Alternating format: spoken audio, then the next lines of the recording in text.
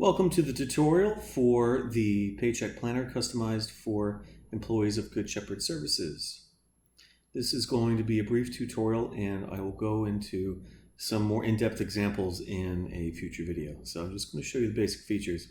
When you open the program up, you get this welcome window that says to get started, enter values from your current pay stub in the next window. So you hit OK, and I've already filled these in based on this sample paycheck over here. Your paycheck should look something like this with the gross pay and then the taxes, etc., etc. And these are the figures that I highlighted in red here that go into these boxes. So you're going to enter all of those figures from your paycheck, from your pay stub, into these boxes, and you're going to click Verify. Verify will give you this number here, $1185.94, and you're going to go back to your paycheck, and at the bottom, look under Net Pay, and if that number, $1185.94, whatever that is for you, if that matches this number, that means that you entered all of these values correctly. You hit OK, and then if you want to see more tutorial information, you can hit Tutorial, and it'll take you through a few screens, or you can just go straight to the planner itself by hitting Done. So I'll show you the features. These are also covered in the Help tab. If you go over here, the Help tab, we'll go through all of these things. But let's start over here. So pre-tax contributions are a very important concept when working with these things. I'm going to, let's say we're going to contribute to our retirement plan, $100 each check. When I put $100 in, you'll notice that the difference between the current check and the new check is right here. It's $70.87. So although you're putting $100 away for your retirement, it's only costing you $70.87 in terms of what you take home. So that is the magic of how pre-tax contributions work. And the same thing goes for your healthcare expenses as well. Now you can select your marital status here, single, married, single with children, married with children. And you notice these numbers are changing. And you can also select either basic, enhanced, or CDHP. Those are the three health care programs and insurance packages that our agency offers. So basic, you'll notice when I click those, these different values light up. So enhanced, now it's the middle ones. CDHP, now it's the bottom ones. And every time I do that, let me go over here, these numbers are changing as well. Basic, enhanced, CDHP, right? All that stuff is changing based on your selections over here.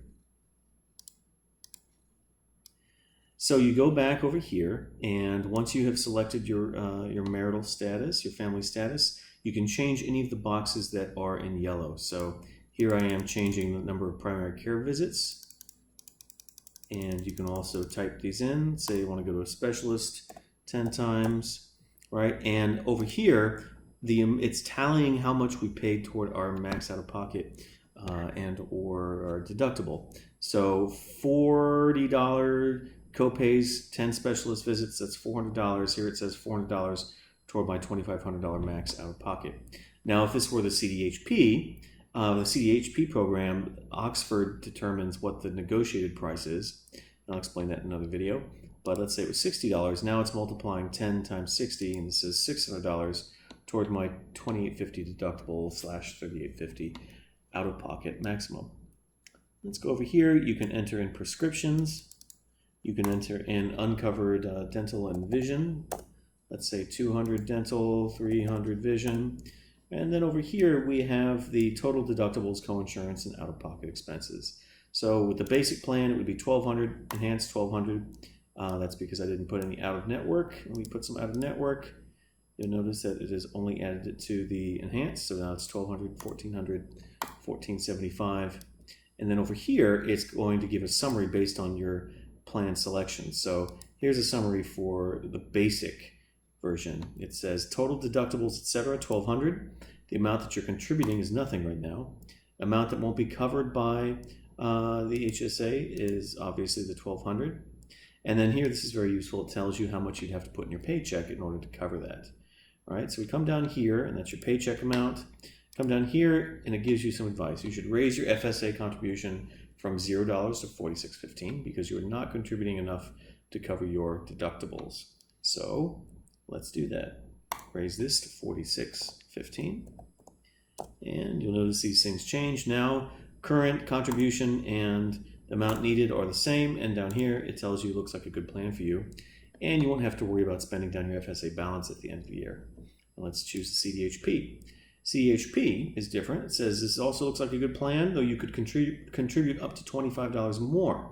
So you're already covering this. In fact, you're going to cover it with your, we can put that to 0, and I think it'll still be covered. Still be covered because the GSS contribution of $1,500 is greater than the expenses. And so it says you could contribute up to $71.15 more to your HSA to roll more money over into next year. So let's do that. 71.15. And now you're going to be rolling over, let's see, $18.75 for next year HSA balance after expenses. All right. Now these buttons over here can help you compare different plans. So let's say we want to compare basic, enhanced, and CDHP for these healthcare choices. Copy to scenario 1, select enhanced, copy to scenario 2, select CDHP, copy to scenario 3, and then we can come over here to the compare plans tab, and the compare plans tab, let me move over here. Here they are, scenario 1, 2, and 3, basic, enhanced, CDHP. And so here are those summaries lifted from the paycheck window, put next to one another so that you can compare them. And if that is too complicated, there is an easier way to select a plan. So after you've made all your choices up here, you can just click Find My Best Plan. Find My Best Plan asks you to confirm your family status, continue, and you have to start up here. Do you want to use out-of-network providers, yes or no? Let's put no. And how much money do you want to have left in your health savings account at the end of the year? I know this is kind of blurry on YouTube, so I'm reading it for you. It's much more legible in the program itself. You can select up to $18.75, but if you want to contribute more than $11.50, you'll have to choose a CDHP plan.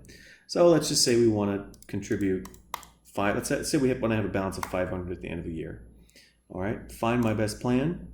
And it says the best choice for you is a CDHP plan. You will need to contribute $18.27 per paycheck to cover your expenses and reach your end of year savings goal.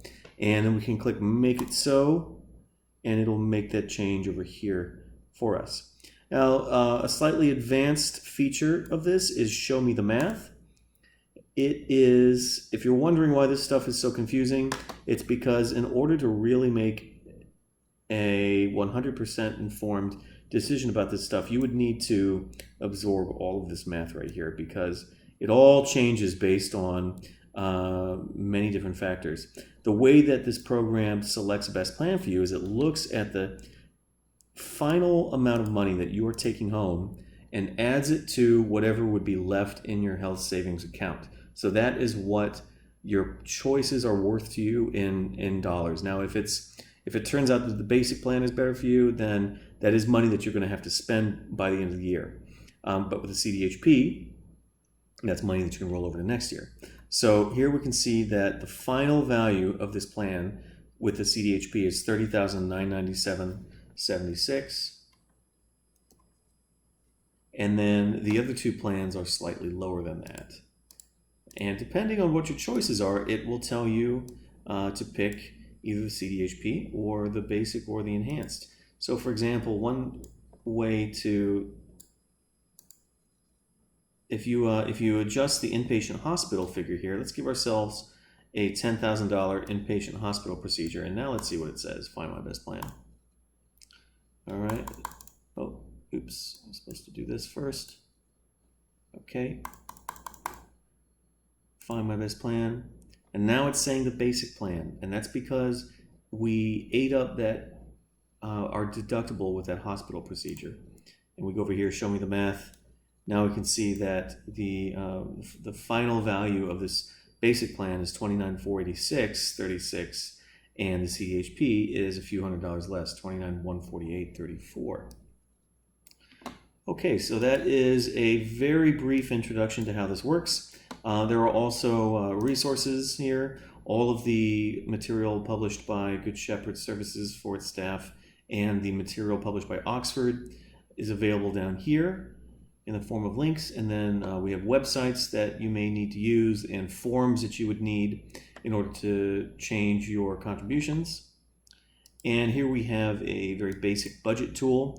It takes the numbers from your paycheck and uses them, and you can put in your personal financing amounts here. And then again, there's a help tab that goes through all of the things that I covered in this video. If you have any questions, feel free to email me at alex_marcus@goodshepherds.org. And if you could take a survey before and after using this for the first time, I would be very grateful. There's a pre-survey right here at the top of the help page. There's a post-survey down here, and that will help me make improvements to this tool in the future. Thank you once again, and again, don't hesitate to drop me a line. I'm looking forward to hearing about how this goes for you. Thanks.